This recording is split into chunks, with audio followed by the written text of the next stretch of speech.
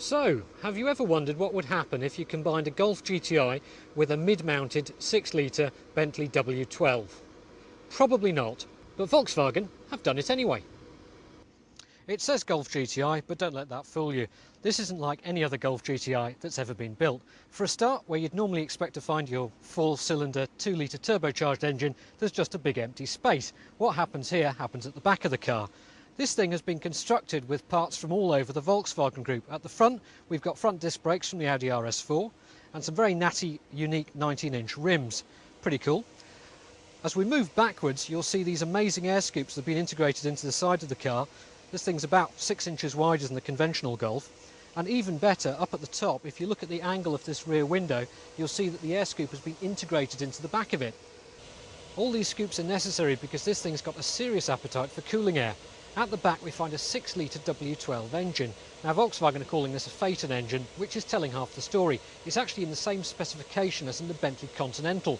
That means 2 turbochargers, 650 horsepower, a 3.7 second 0-60 time and a top speed of 202 miles an hour. That's enough introduction, let's make some noise.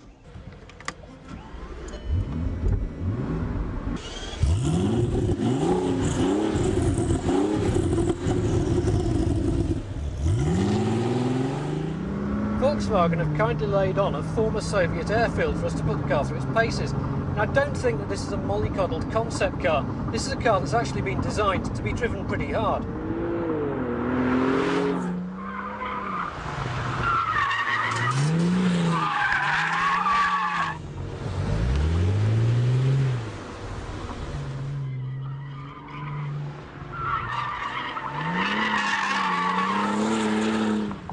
Now, to try and save the tyres, Volkswagen have limited the car to just 50% of available torque in first gear and 60% of available torque in second gear.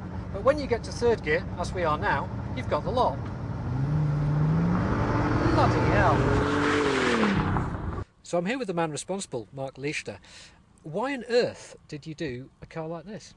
Because Mr. Winterkorn was asking 8 weeks before the Wörthersee meeting, which is a meeting where all the Golf GTI freaks are coming together and celebrate his car.